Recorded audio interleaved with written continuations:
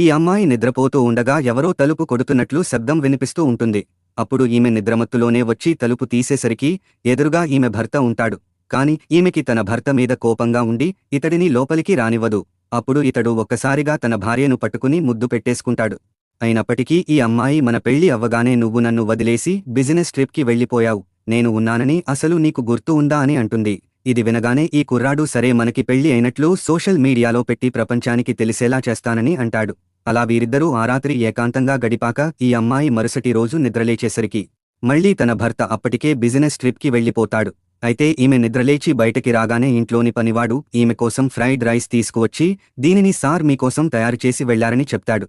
అప్పుడు ఈమె ఆ ఫ్రైడ్ రైస్ తింటూ ఫోన్ ఓపెన్ చేసేసరికి ఈమె భర్త సోషల్ మీడియాలో తమకు పెళ్లి అయినట్లు పెట్టడం చూస్తుంది. అలాగే ఈమెకు తన భర్త గుర్తుకు వచ్చి అతడిని మిస్ అవుతున్నట్లు అనిపిస్తుంది. వెంటనే ఈమె విదేశాల్లో ఉన్న తన భర్త దగ్గరికి బయలుదేరి వెళ్లిపోతుంది. బోరున వర్షం కురుస్తూ ఉండగా ఈ కుర్రాడు తాను స్టే చేస్తున్న హోటల్ దగ్గరికి వస్తాడు. అయితే ఇతడు లోపలికి రాగానే ఆ హోటల్లో తన భార్య ఉండటం చూస్తాడు. అలాగే ఈమె వర్షంలో తడుస్తూ రావడం వలన ఈమెకు తుమ్ములు వస్తూ ఉంటాయి. అప్పుడు ఈ కుర్రాడు నేరుగా భార్య దగ్గరికి వచ్చి ఆమె లగేజీ తీసుకుని వెంటనే భార్యను తనతో పాటు తన గదిలోకి తీసుకువెళ్లిపోతాడు. అలాగే తడిచిపోయిన ఈమెను చూసి జాగ్రత్తగా ఈమె తలను తుడుస్తూ ఉంటాడు. ఆ తర్వాత వాష్రూంకి వెళ్లి స్నానం చేయమని చెప్తాడు. స్నానం చేసిన తర్వాత ఈమె తన భర్త ఛాతి మీద ఉన్న చిన్నపాటి తీపి గాయాలను చూసి ఇవి గతరాత్రి తనే పెట్టినట్లు గుర్తు చేసుకుని సిగ్గుపడుతూ ఉంటుంది. ఆ తర్వాత వీరిద్దరూ ఒక్కసారిగా దగ్గరయ్యి ఆ హోటల్ రూంలో ఏకాంతంగా గడుపుతారు.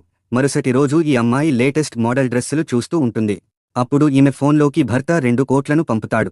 అప్పుడు ఈ అమ్మాయి తన భర్తతో ఎందుకని నాకు అస్తమానం ఇన్ని కోట్లు పంపుతున్నావని అడుగుతుంది.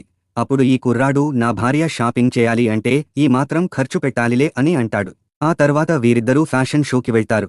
అయితే ఆ ఫ్యాషన్ షోలో దేశంలోని ప్రముఖ మోడల్స్ అలాగే హీరోయిన్స్ పాల్గొంటారు. అప్పుడు ఈ అమ్మాయి ఆ మోడల్స్ వేసుకున్న బట్టలను చూసి బాగున్నాయని అనుకుంటుంది.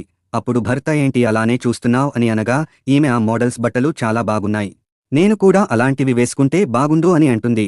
వెంటనే భర్త ఆ ఫ్యాషన్ షో కాస్ట్యూమ్ డిజైనర్ దగ్గరికి వెళ్తాడు. కానీ అక్కడ ఏం జరిగిందో చూడాలంటే వీడియో లైక్ చేసి పార్ట్ 3 అని కామెంట్ చేయండి.